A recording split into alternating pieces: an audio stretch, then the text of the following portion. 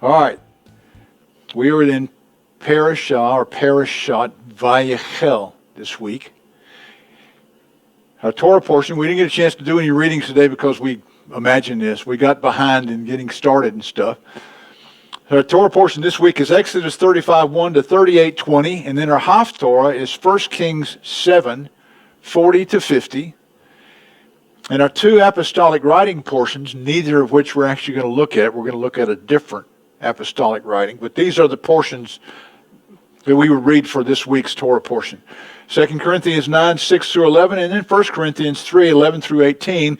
There are going to be some words of the week this week.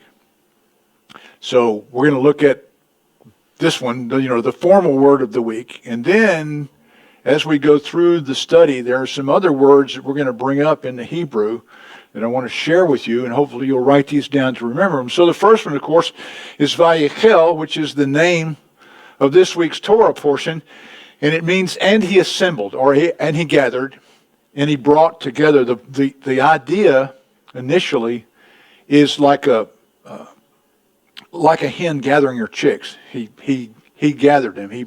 He made sure everybody was there, is what Moses did. So here it is. Brad, Bean, where is it? Oh, Brad and Steve saw it. Bean saw it. Top right? That right? That's it. That would be it. So, do you want to read the whole portion? I'm not that good yet. All right, so it says, y'all can just follow along because we're going to come back to some of this. So I just want to share this one with you, okay? Vayakhel Moshe, and Moses gathered. Okay, that's the way the Hebrews laid out. Vayakhel Moshe et kol adat b'nai Yisrael vayomer elhim alei hadvarim. This is the words. Asher tzitzvah. This is commandments. Yahweh la'asot to you otem. It's so, and Moses gathered all of the congregation of Israel, and he said to them, these words which I give to you are the commandments of Yahweh. That's a very general translation of that. But Vayakhel is another one of those words that we've done before, so I'm going to see who's been paying attention and who haven't. And if you haven't, you have to stay after class.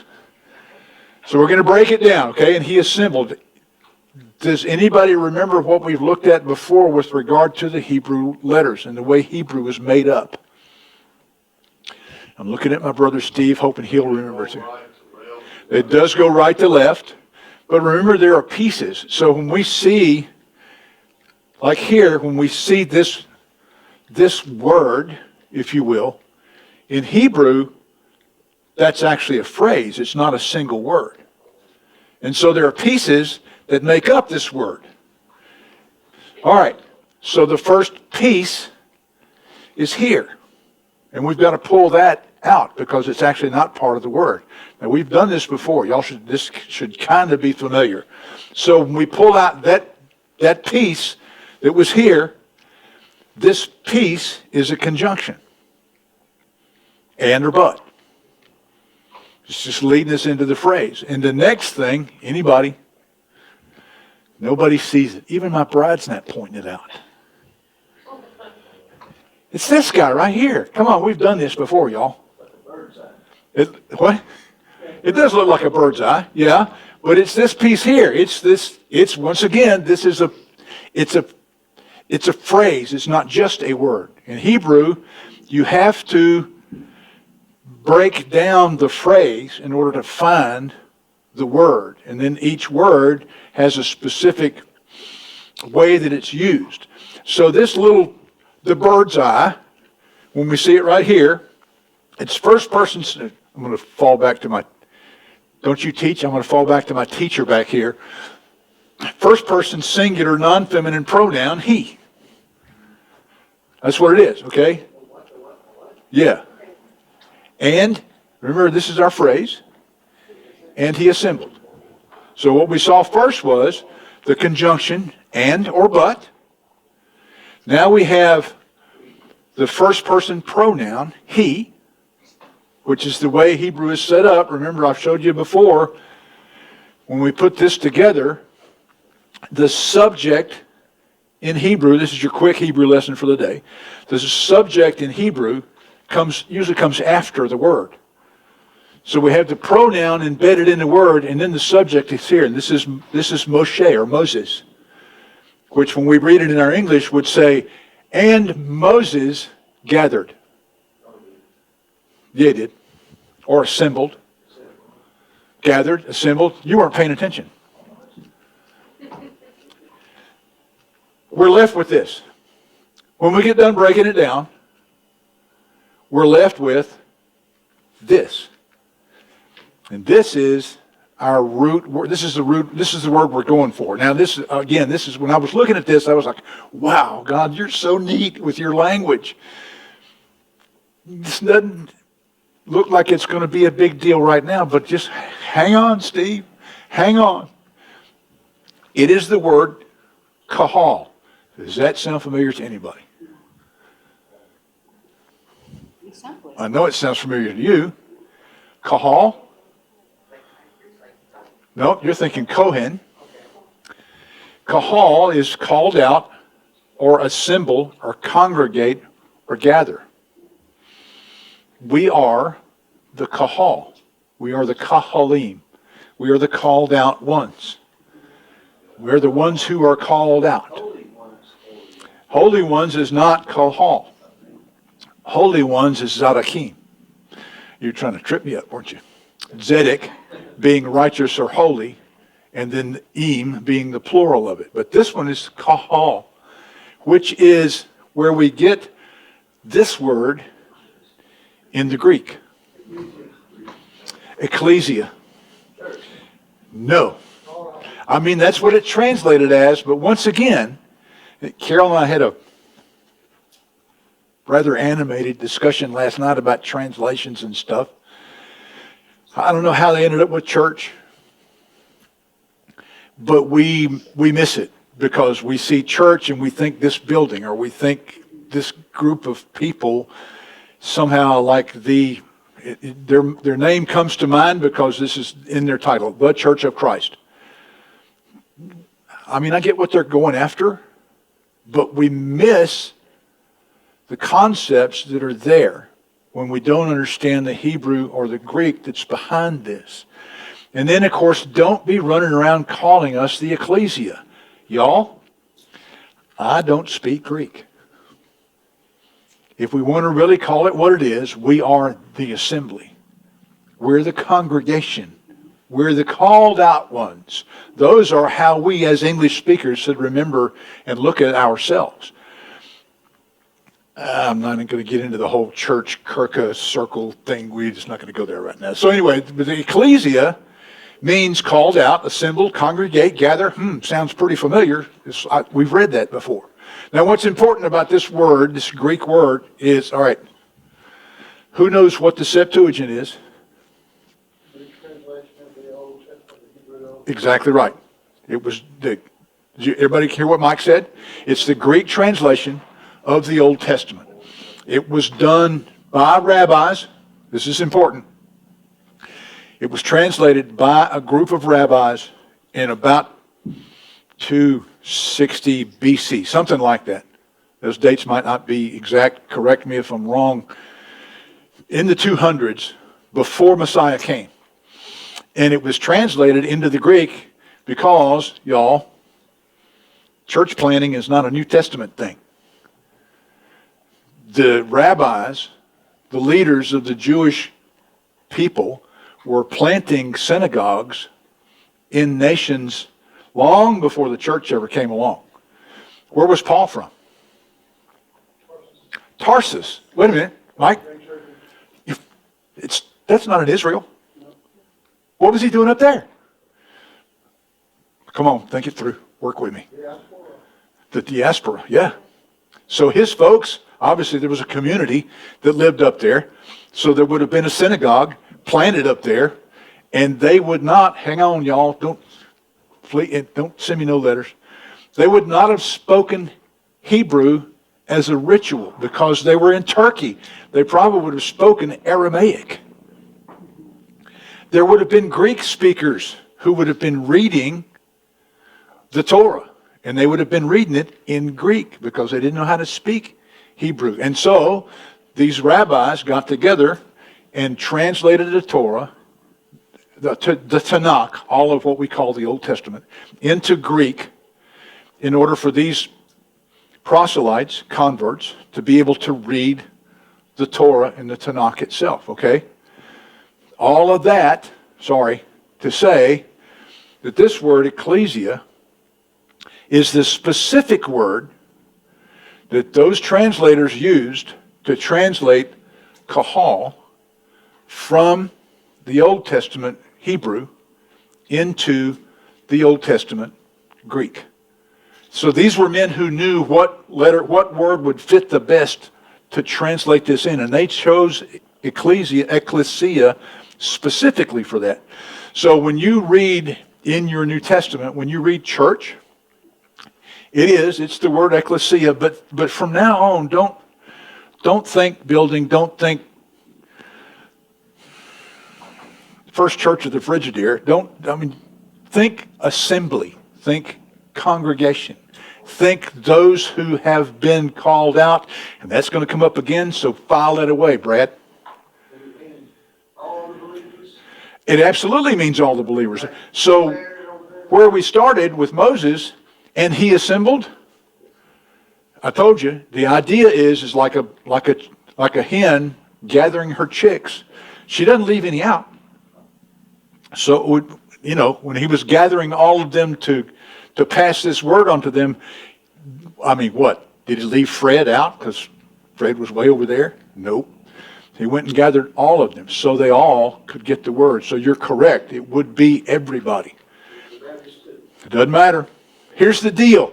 I don't need to do this because I've got this on. Remember this. How do I say this without just ruffling feathers? Probably can't. I'm going to pick on you again because you're here. I'm glad you're here. I have something to pick on, okay?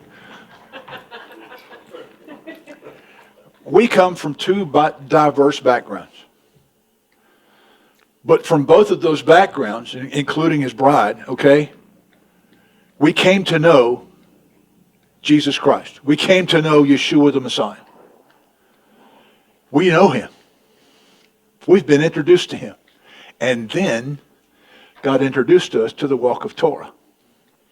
So we don't do this. We don't do this to be saved. We do this because we are saved. Michael said that a number of times, and it's just so perfect.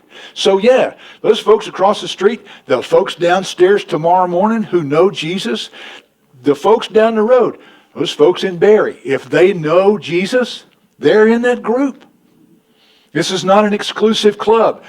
I believe that this, what we're doing here, is the way God intends his people to walk. It's the way God has always intended his people to walk, and he's calling us back to it. But back to what you were asking, yes. When we talk about the whole ecclesia, we're talking about every one of our brothers and sisters who have made Jesus, Yeshua, Lord of their life. Every one of them. I don't care where they go.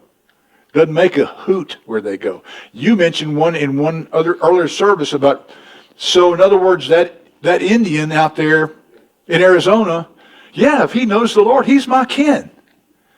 He's my brother. Yeah, they're my brother and sister. So we can't, I'm going to use this word, the church, okay, air quotes, has turned,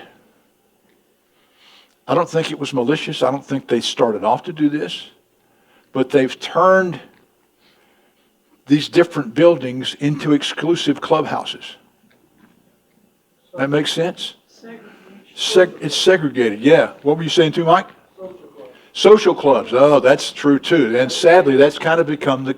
What are you? Oh, I'm a Baptist. What are you? I'm a Methodist. No. How about this? What are you? I am a follower of Jesus Christ. What about that?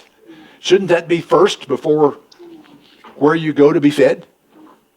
But we have turned it into that categorization. What are you? I'm Messianic. What? There it is. And that should be first. Biblically, it says we are to make disciples of all nations. Thank you. Disciple. And a disciple is, what is a disciple? It's a follower. It is a follower. Yeah, it's somebody who has been, it's where we get the word discipline. Somebody who has been taught and disciplined about what it means. Here's where I could say that perhaps the church has done a bad job. Been taught what it means to follow Yeshua. Not to follow the faith traditions of X building or X denomination. And I probably ought to leave that right there right quick and let's just move on. Pam back there grinning. That's right. What's that? Well, a lot of this conception came from Constantine. Is he the one that put this word in? A lot of it, yes. Pam was talking about a lot of it came in with Constantine. A lot of it did. But once again, it's one of the, again, our animated discussions is one of those deals where, you know, God can use a jackass. I mean, just look behind the bema up here, okay? I mean, there's a perfect example. He used Constantine to stop the persecution that Diocletian and Caligula were doing to the followers of Messiah. And Constantine rolled through like a steamroller and put the kibosh on all of that. So God used him in that particular point. In the process, it got twisted. Martin Luther. God used Martin Luther to cause a whole big brouhaha in Catholicism because Martin Luther, as he read the Word of God, understood that we are saved by grace through faith, not of works. And so he pushed back, and it cost him his life. But Martin Luther turned into a virulent anti-Semite. I mean, you're right. Yeah, the adversary, we don't struggle against flesh and blood. We all know that. So yeah, Constantine, maybe there was a point. Again, as you and I know, Constantine was a politician, so he was trying to make everybody happy. Pardon me. Yeah, there's a lot of things he instituted that have polluted the purity of the way, certainly. But we've had a part in that too as the years went on. We're certainly not without stain ourselves as we have turned what should be a hospital for the sick into an exclusive Sunday morning social club. Or a Saturday afternoon social club. That can happen among Messianic congregations also. And hopefully, as we move forward, we are going to push back against that idea a little bit. So that's, if we could only keep man out of the way. So y'all stay with me, okay? Promise? You stay with me for just 5 minutes. Then I'm going to ask for another 5, and then I'm going to get Steve to give me 10, and I'm just going to add all those up. All right, so the willing heart. This is a very important part of the whole deal, okay? In Exodus 35, 4, 5, 21, 22, and 29, who's got that handy? We're going to do some old school stuff, okay? Let's just pick one. Let me just look up Exodus 35. I'm going to pick verse 21.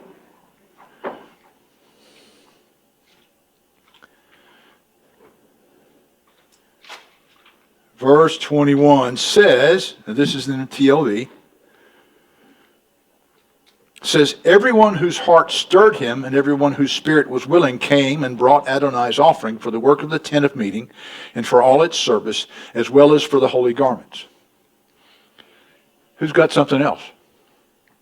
Mike, what do you got back there? You got verse 22? Yes, sir, I do. What's 22 say? 22 says, hold on. Let me see it.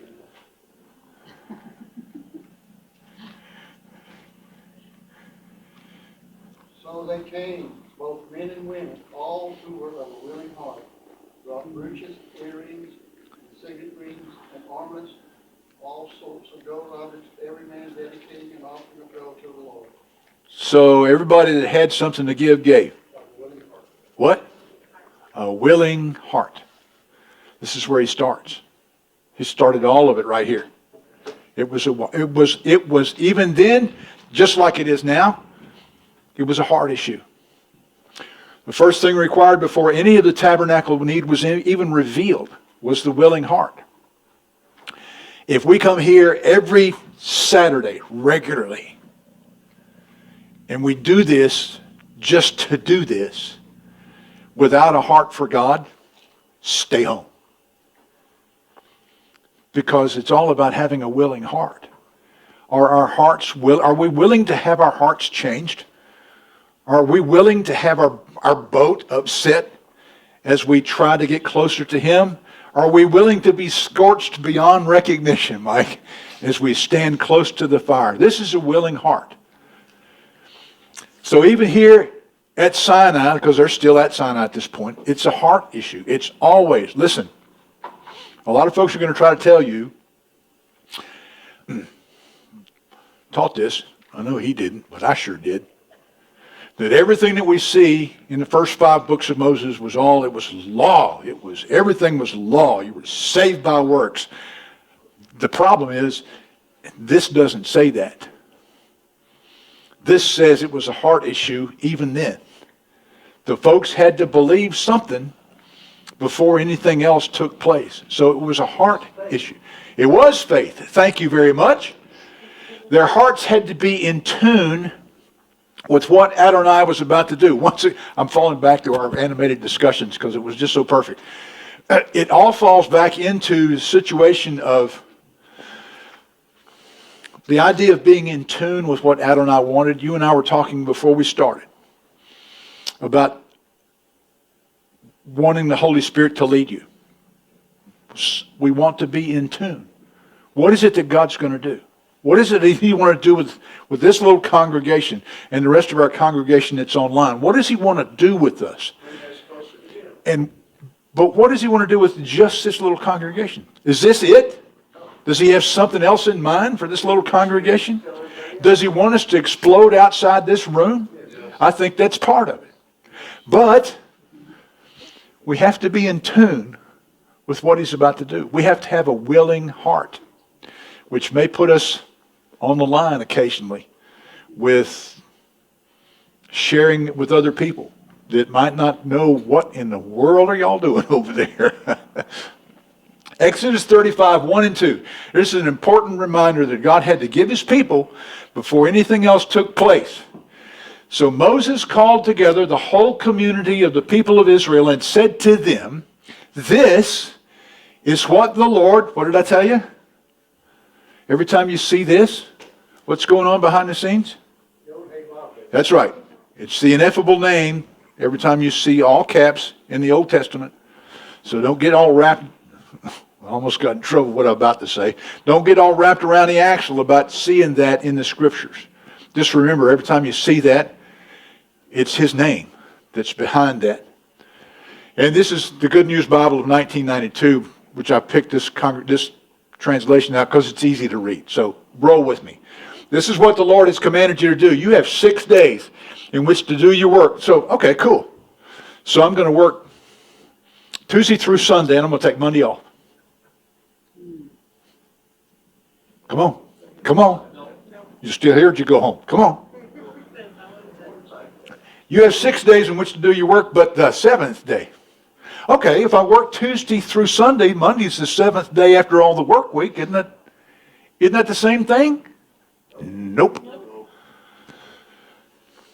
7th day is to be sacred, a solemn day of rest dedicated to me, Adonai, Hashem, Yahweh.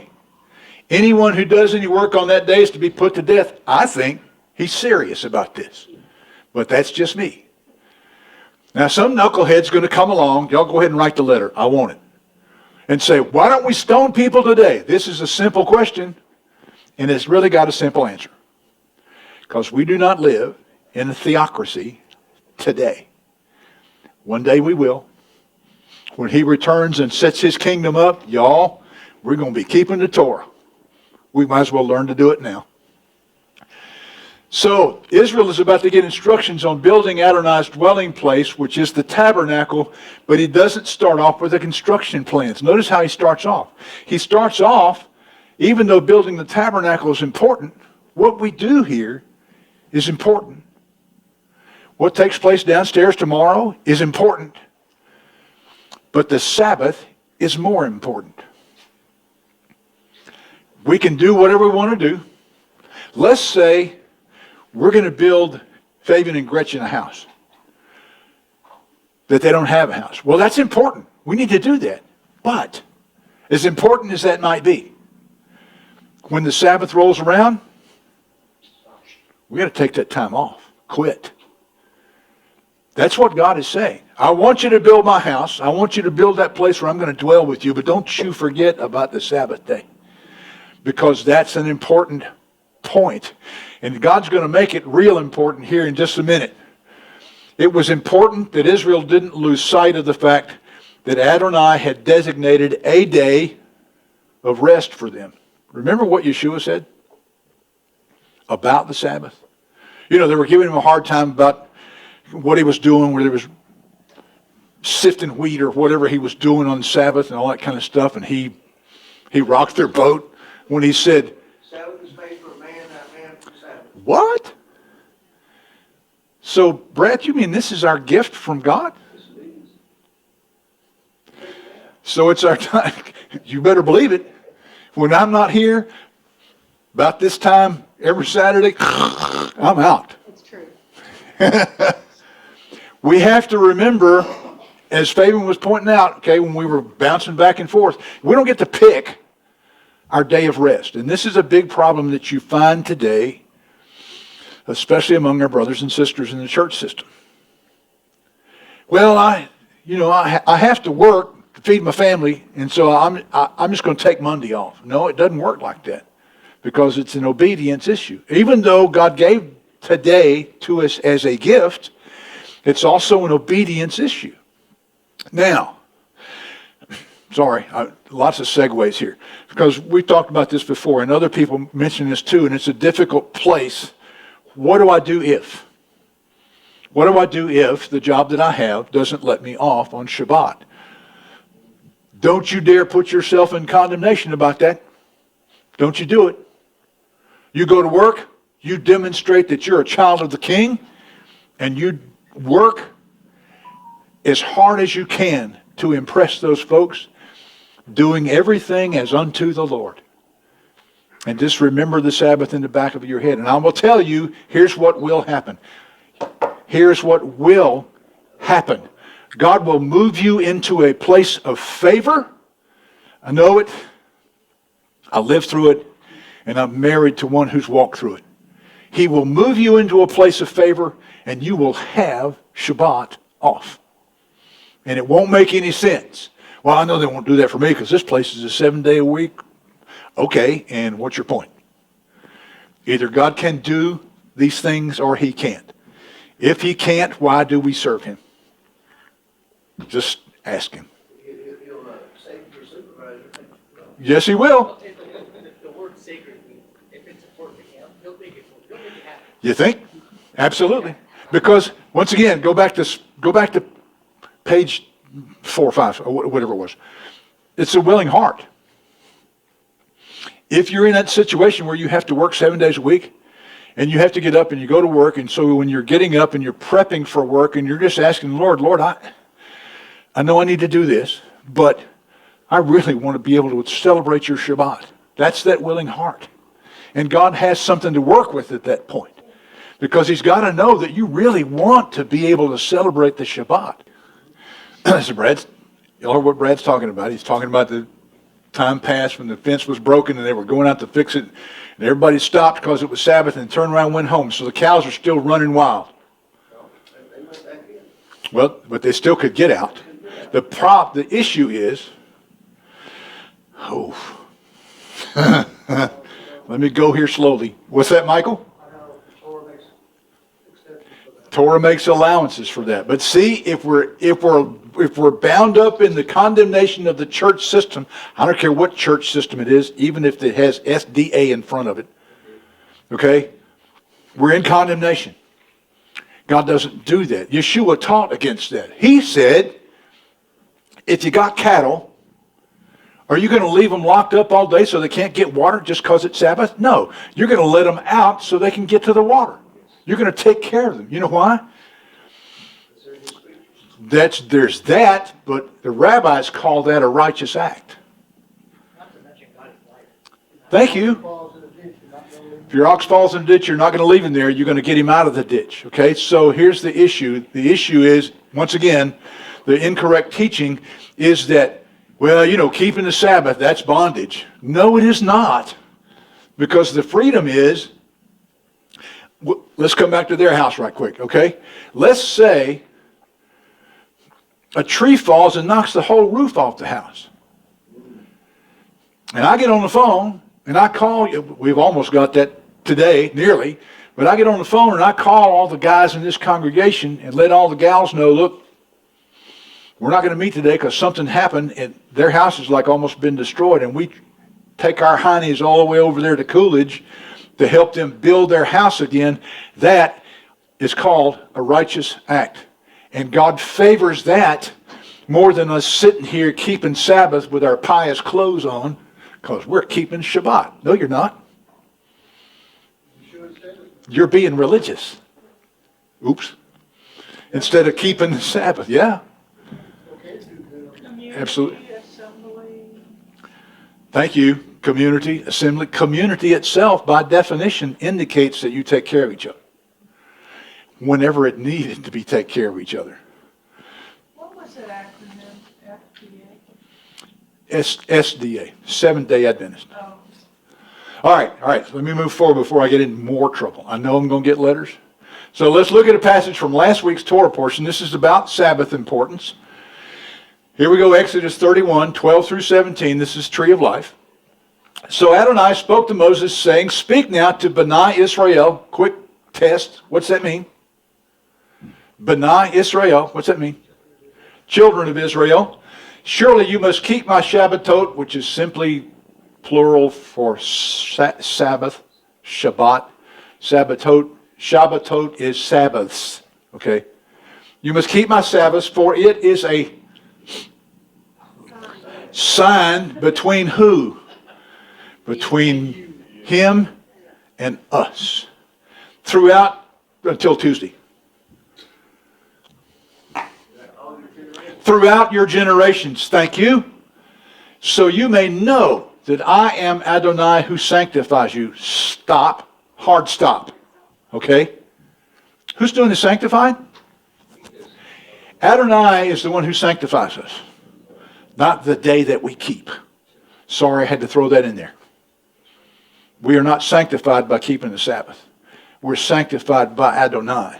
He has gifted us the Sabbath as a sign between us and him. So why do we keep Sabbath? Because I want to make sure that he remembers that we were keeping Sabbath.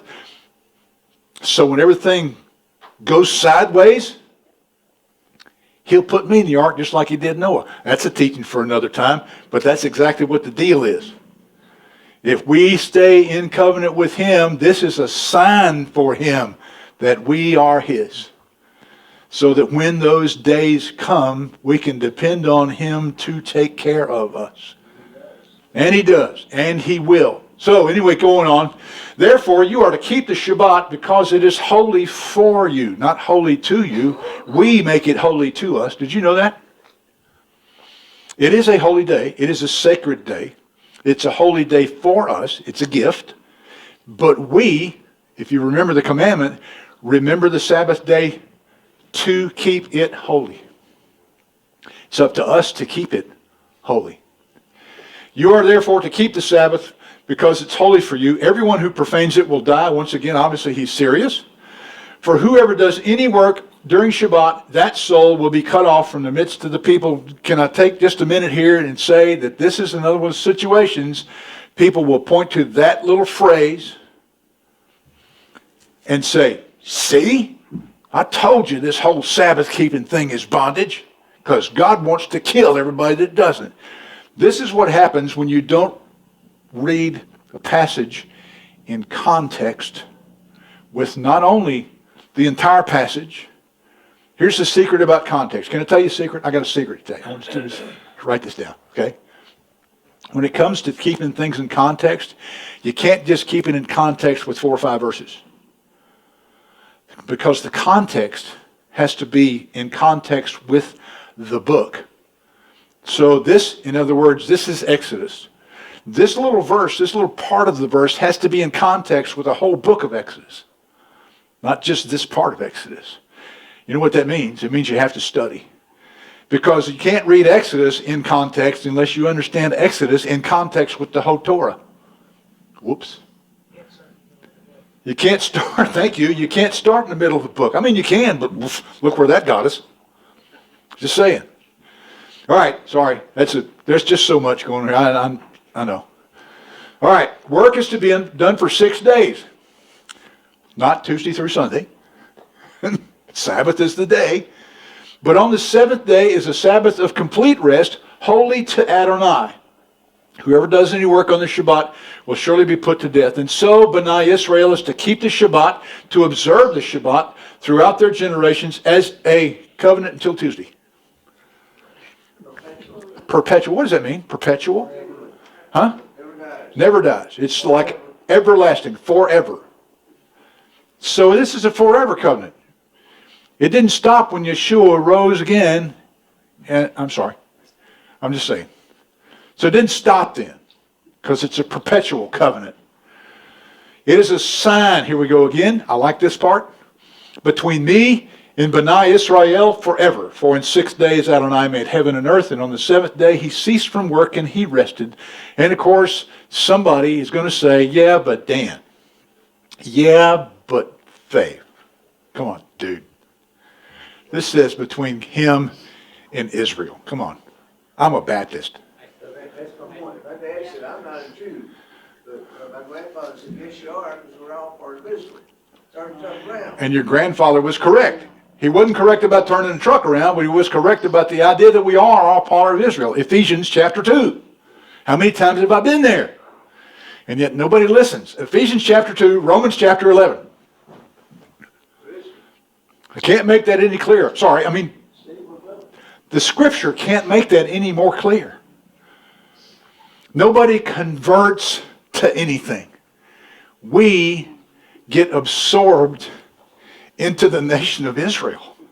All right, so the big thing is it's a covenant to sign between me and B'nai Israel. Here's where we were going this before we got way off topic. We are Israel. So when people say, well, this is just for the Jewish people, okay, let's just draw a logic line right quick, okay? Yeah, all right, it's for the Jewish people, but who are the Jewish people? Israel. Huh? Israel. They're part of Israel. How many tribes are there? There are 12 tribes. Judah is one tribe. Again, the logic line, okay, who do we serve? Jesus, Yeshua, who is the Lion of the tribe of? Okay. If he calls himself, according to Paul, he's not ashamed to be called our brother. He's Jewish. I'm his brother. So therefore, we must be. I mean, it's okay. Y'all, it's all right. It's okay. It'll be all right. The bottom line is, we're part of this covenant too. Because of Messiah. We have been grafted in to Israel. Everything that we read about Israel, this is not replacement theology. This is not replacement theology. But it's also not dual covenant theology.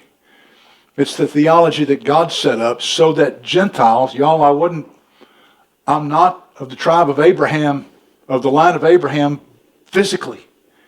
Steve is, I'm not. But by Messiah, because of Messiah, I have become Steve's blood brother. That's awesome. Okay, sorry. I know, we're all over the sheet today. What can I tell you? All right, Sabbath importance. Here, I was kind of headed here. When you see the word keep, in your English translations of the verse we just read. It is the Hebrew word shamar. Just follow that. We've actually covered shamar in some of our Hebrew word classes, okay? The shamar means to keep, guard, preserve, protect, put a hedge about. So when we talk about keeping the Sabbath, shamar, the Sabbath, remember where God started, where we started with all of this, like at page 2a, whatever it was. Before God started laying out the information about the tabernacle, the first thing he said was Moses got them all together, and God said, oh, by the way, remember the Sabbath. Keep, hedge about, protect the Sabbath, preserve it. It's not like remember as in don't forget. It's like remember as in shamar, as in protect it. The adversary will do his best to make sure you don't protect the Shabbat.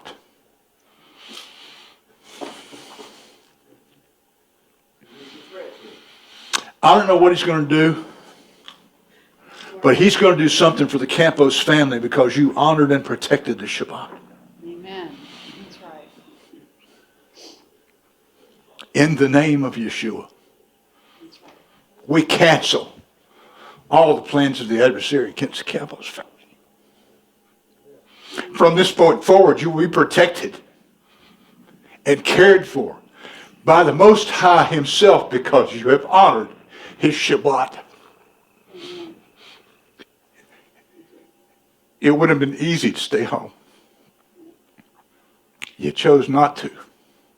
That's protecting the Sabbath above everything else.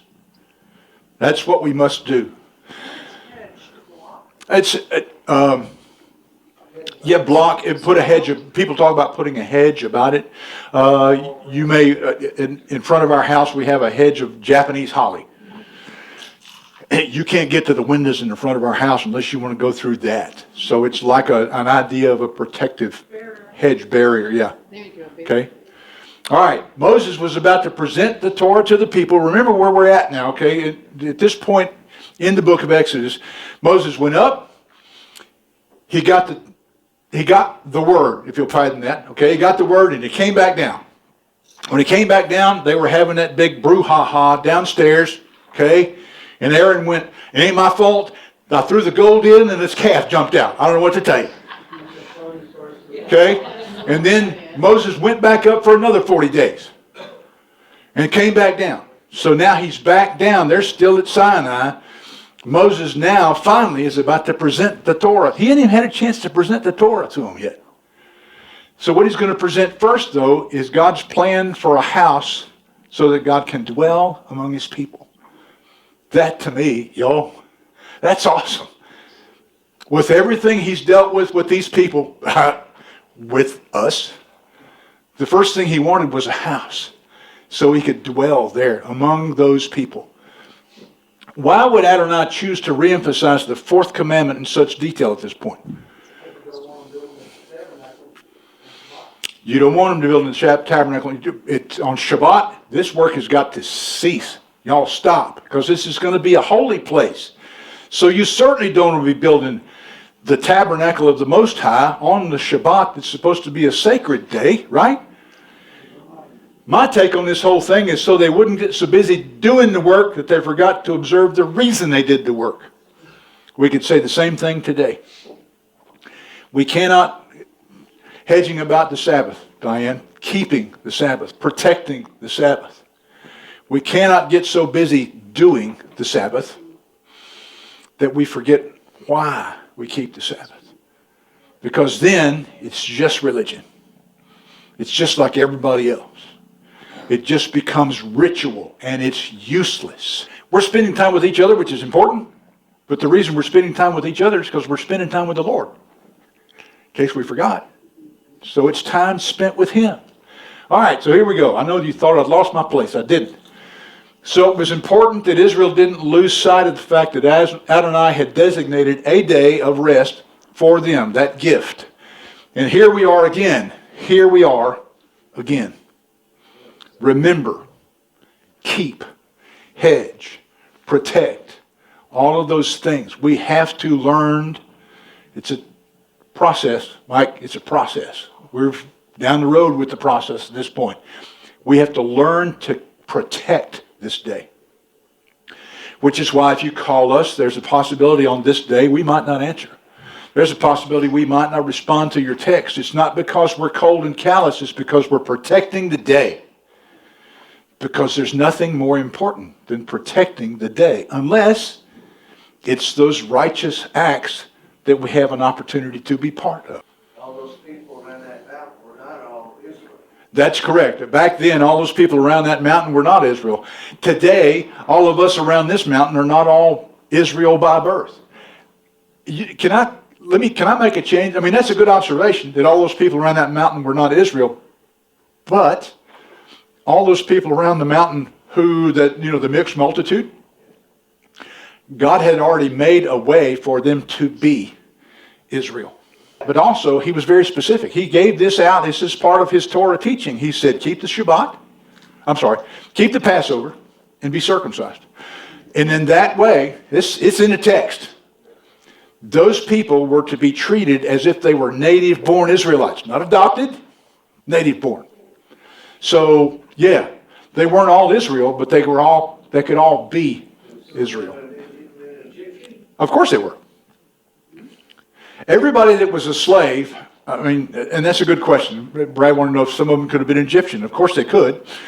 If you look at what's going on, let's go back and look at the 10 plagues, the 10 wonders that God did to get them out of there to begin with, okay? All these people are hanging around. They're watching this. They're seeing this. And then they hear this thing about, okay, here's the deal. Go get a lamb. Don't care where you get it. Get this one. Keep it around the house 14 days. On the 14th day, take the blood, put it on the doorpost and lintels, and when the bad thing happens, it won't happen to you. They're watching that. So I'm thinking, just Dan, everybody that saw that, when Israel got up that next morning and was headed out the gate, they all went, yo, wait, hey, Brad, I want whatever it is you got going on, buddy. I want some of that. So they were all leaving with them, which is why Pharaoh got his anatomy all mixed up, because all of his slaves took off. All right, here we go again. I told you we were going to come back to this. This is what we're going to look at, okay? Right to left. Et kol adat b'nai Israel. And all the congregation is the way this will be translated in your Bibles. B'nai Yisrael, which means what? Children of Israel. Okay? We're going to focus on just this phrase, actually these two words for just a second. Okay? Adat Yisrael. We know who Israel is, certainly. So we're actually going to look at this word and what it means to be Adat Israel. Here's the word, Adat, more Hebrew for you, okay? Usually translated as congregation. I'll give you a heads up right now. This is going to be a busy slide before it's over with. So if you're going to take notes, you better get busy, okay? Because you're going to get lost in the mix. It's going to be arrows everywhere. Things moving around. It's going to be busy. And that's on the video too. Right. So if you have to, you can go back and check it again. All right. So this is the word Adat, usually translated congregation. If you're going to spell this in English, just so you know, spell it like that. You can actually spell it A-D-A-T. Just remember that this is the way it's pronounced, Adat. Okay? It's from the word Adah. No T. Now that may not mean much right now. Once again, just hang on for a second. This, roughly translated, is something which is appointed. That's what the word Adah means. Something which is appointed. Okay? It's from the root word Ya'ad, which means to fix, appoint, direct, meet, or summon. I love Hebrew. There's such rich meaning behind all the words there, okay? Recap, you can see it yourself. So it's Adat, usually translated congregation, from the word Adah, which translated roughly means something which is appointed. I want you to sit in that chair. Okay? I just adah to you that chair. I appointed that chair to you, okay? From the root word ya'ad, to fix, appoint, direct, meet, summon, so I could say ya'ad in that chair. This is really not correctly used, but I want you to get the point. So I'm directing you to sit in that chair. You with me? Okay? So that's the idea that we're getting with here. Now, here we go. These two words are from the same root. Anybody know what those two words are? Michael?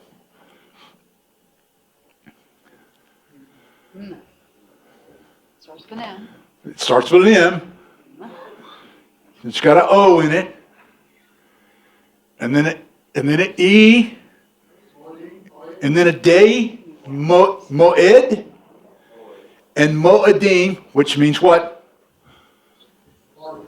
Appointed times. What are the moedim specifically? The feast days. They're appointed times. Okay? So, now, put your thinking cap on for a second.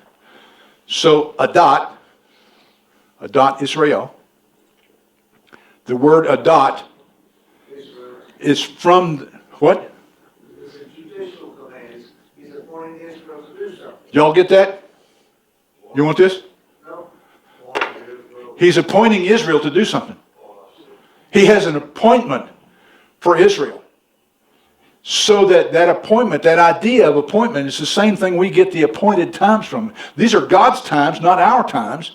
God said, these are my Moedim. These are my appointments, okay?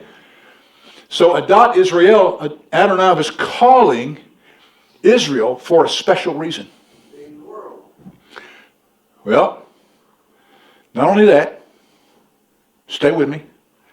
He's calling them for a special reason. It's an appointment. He called them as a community. He didn't call one or two. He called them as a people, as a community. Remember that picture of the hen gathering all of her chicks and how Moses gathered the people? He gathered Adat B'nai Et Kol Adat B'nai Israel. He gathered all of the congregation of the people. It was a called out community to fulfill a specific divine purpose. Remember the word kahal that we looked at earlier, which is where we get our Torah portion name from? Vayakhel. And he gathered, he summoned, he kahal, he called them out. He called them out because God had an appointment for them. This purpose cannot be fulfilled by individuals. There was not one person among B'nai Israel who could do this appointment by themselves. Not one. It required a community. So let's go a little deeper, okay? This calling, it was designed by God to be fulfilled by individuals, living out the calling both as individuals and together as a holy community. In other words, the calling that was on Israel, yes, you may draw the parallel if you like, please do. The calling that was on Israel said, Steve is going to live out his portion of the call, and in living out his portion with us, it becomes a community involvement. But what Steve lives out, this community can't complete without Steve's part. That make sense? There's none of us here that's any more important than anybody else. Not the guy, knucklehead that stands behind this desk, or the other knucklehead that helps him play the guitar on occasion, okay? We're no important than anybody else because we're community. And a community is made up of individuals that are called to a specific appointment. Holy priesthood. What? Holy priesthood. Which you do how? All right, you brought it up. To be. Brad said we're called to be a holy priesthood. Now I want to know, how do we do that? We're supposed to live in a way that reflects Uh-oh. Messiah. You're going to get yourself in trouble. You know that, right? You're supposed to live in a way that reflects Messiah. To everybody. Hang on to that. They were called to receive the Torah of Adonai. They were called as a called out community. chosen by God to fulfill his sovereign call. They were and are the chosen people. And we are part of that choosing through the blood of Messiah. Now, it got a little heavy right there. It's supposed to. Because, wow. I mean, think that one through for a second. They were his redeemed community. Let the redeemed of the Lord say so. That would be me and y'all. And anybody else that wants to come through the door. The call was a community undertaking that can only be accomplished, here we go again, the community undertaking can only be accomplished by each individual walking out their part. So if it's going out to Walmart, wouldn't send me your boss when it's supposed to. Or just going to Walmart and doing the best job you can possibly do every day that you do it. Because Messiah himself said, this is a perfect segue for this, if you are faithful in the little things, I'll make you ruler over much. But first, you've got to be faithful in the little things.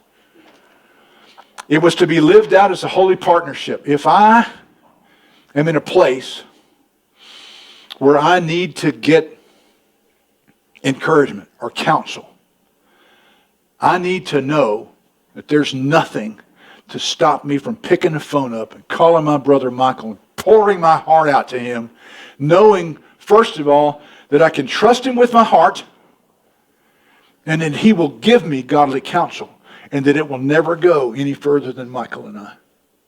That's community. But that means I've got to trust him with my heart. All of it, not some of it. He's got to know things about me that nobody else is willing to know. And I've got to be willing to lay that out there, because that gives him an opportunity to be who God called him to be. He named my toe. They were, all this we've just talked about, okay? They were called to live out of the holy partnership. There was a community undertaking. It can only be accomplished by each individual walking out their part. They were the redeemed community. They were called out, chosen by God to fulfill his sovereign call. In other words, they were Adat Israel. They were the Kahal of Adonai. I am looking at Adat Israel.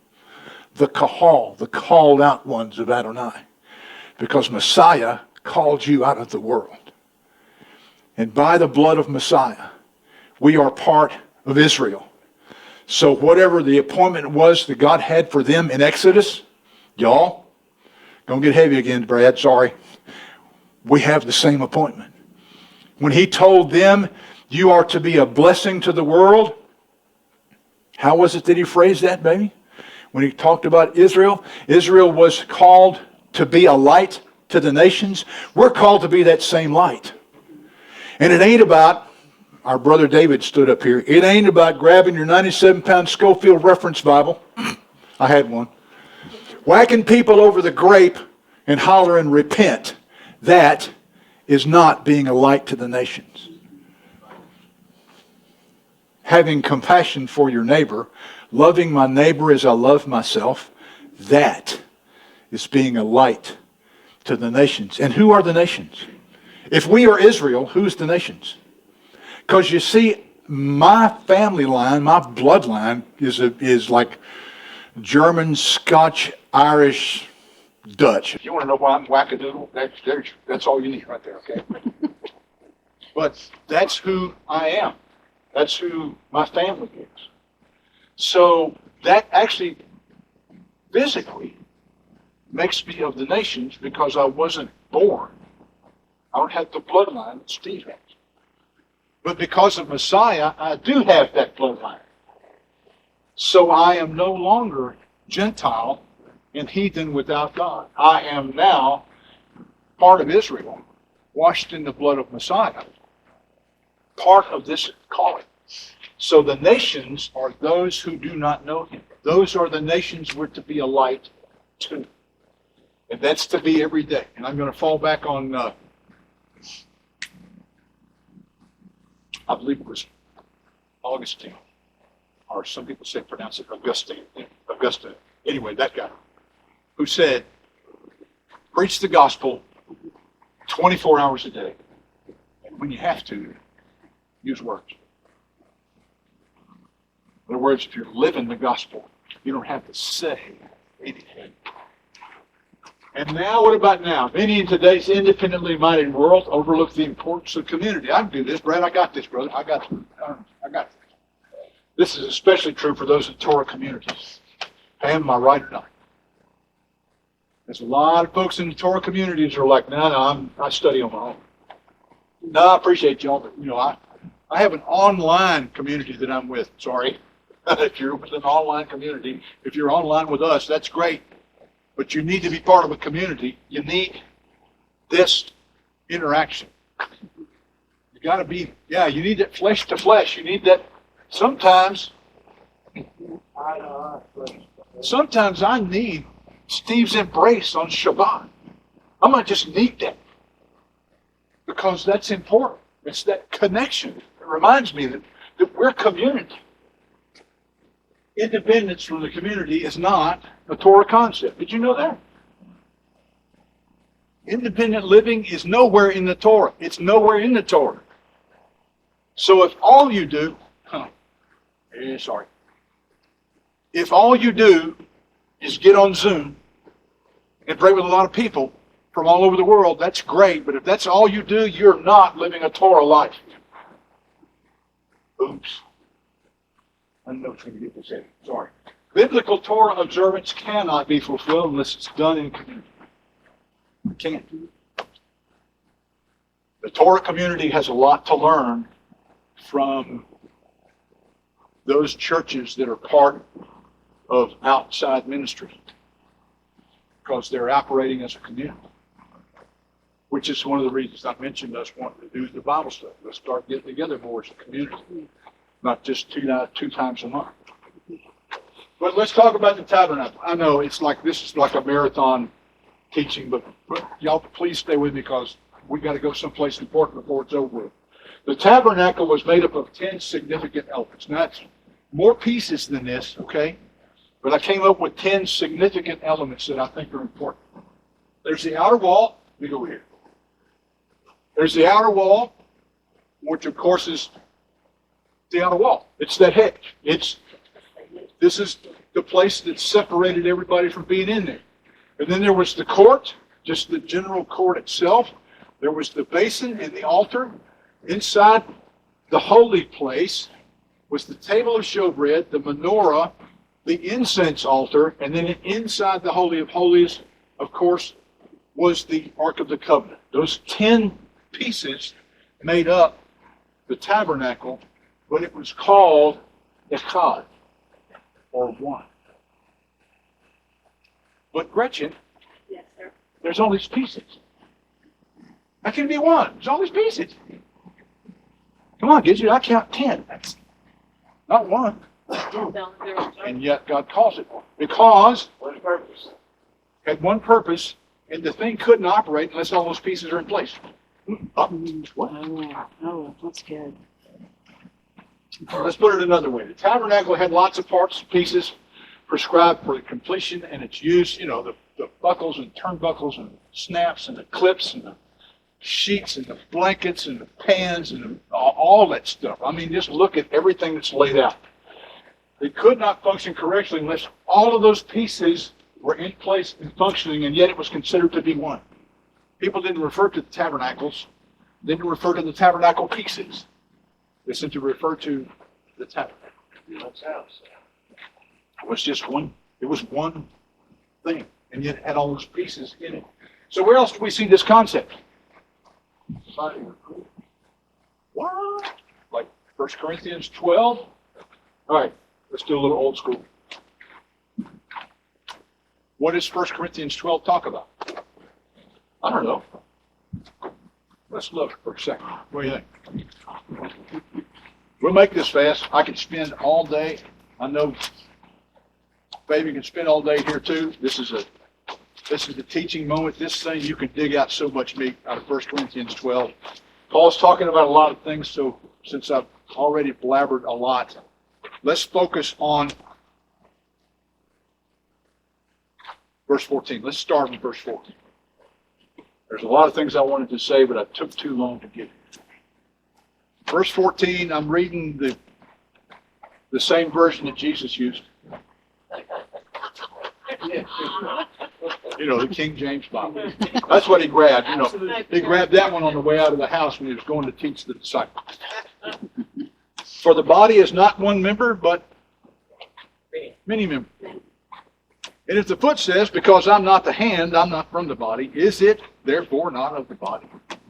Or if the ear says, because I'm not an eye, then I'm not of the body, is it therefore not of the body?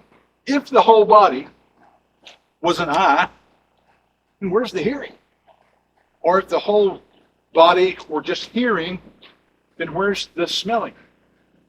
But now, God has set forth the members, every one of them in the body, as it has pleased him.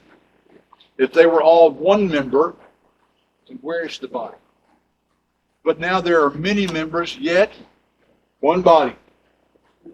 And the eye cannot say to the hand, I don't need you. Nor can the head say to the feet, I don't need you. No, much more, those members of the bodies which seem to be more feeble are necessary. I've never seen a more encouraging verse than that one right there. If you think you're nothing in the body of Christ, read that verse. Those members of the body which seem to be more feeble are necessary. And those members of the body which we think are less honorable, upon these we must bestow more abundant honor. And the uncomely or the unimportant looking or the not so pretty parts, they have more appearance and more importance. For our attractive parts have no need, but God has tempered the body together, having given more abundant honor to the part which lacked. In other words, that little bitty piece is very important. If you put that thing together that we looked at, and you left one of the latches out, the whole thing's coming down. Well, it's just a latch, Gretchen. How much just for crying out loud? It's just a little brass ring. But if you leave one out, the whole thing's coming down. There should be therefore no schism or separation in the body. So we come back. I'm going to spend a whole lot more time here. I'm not going to. As we come back to where Brad started off to begin with, those folks across the street, they're part of the body. They have an important part in the body. Folks downstairs are part of the body if they believe that Jesus is Lord, and they have an important part in the body. Those folks over there on Collins Street are part of the body. They might not seem like it, and they have an important part of the body. Because the body is joined together by that which every joint supplies. We're supposed to be joined together. But again, we've got this directly against what Paul warned us about. We have this schism. We have this separation in the body of Messiah that says, well, I can't associate with those, we can't associate with those folks over there because they're crying out. They don't even believe Saturday's the Sabbath. Well, has anybody ever taught them? Has anybody taken the time to establish a relationship with them so that they can hear what we're saying? All right, final thoughts. I know y'all didn't think I was ever going to do that. It's real easy to get into a ritual mindset, what we were talking about earlier. If you're just doing this because like this, this is what we do. Twice a week or twice a month, we get together here. This is what we do. Stay home. Because then it's just ritual. It doesn't mean anything. So just don't get into that mindset. Just don't. We can't be lone rangers. We can't be lone rangers. Now, I know there's folks out there that are just chomping at the bit because I'm talking to you. We cannot be lone rangers. We need community. We need each other. God designed people to be together. If there's any community that should be demonstrating community, it's the Torah community. I know I just wore the word community slam out in that sentence, but I couldn't think of any other word that fit. Because we have been the worst. Got some wackadoodles out there, y'all, that are doing things that are crazy.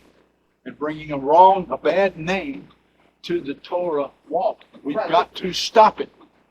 Yeah. Yeah, people with the earth biscuit. The body of Messiah is supposed to operate as whole, not as pieces. We're a whole body of Messiah. And we've got to remember that every time we come into contact or we have an opportunity to fellowship with somebody that they're not here on Shabbat. They're downstairs on Sunday. Okay. I have one question for them. Do you love Yeshua Messiah? If you do, we can talk all day. Now, the conversation may get animated, but we'll always have a place where we can come together as brothers and family, always. So that's it. Shabbat Shalom. Shabbat shalom. Father, our King and Redeemer, the mighty one of Israel. You loved us even when we are unlovable. You see us when we're at our worst. And you know where our willing hearts are. Father, we just ask that you would make us more willing. Break us, Father, where we need to be broken. And then raise us back up again so we can walk in a way that is pleasing to you and that literally draws other people to you first. And then to the liberty that we find in the Torah walk. You are our King. Help us to never forget that. It is your blood that makes us one, not anything else. So, Father, when we recognize that we are part of your chosen people, Israel, we do so in great humility and never in arrogance, recognizing that you could have left us out, but you chose to die for people like me.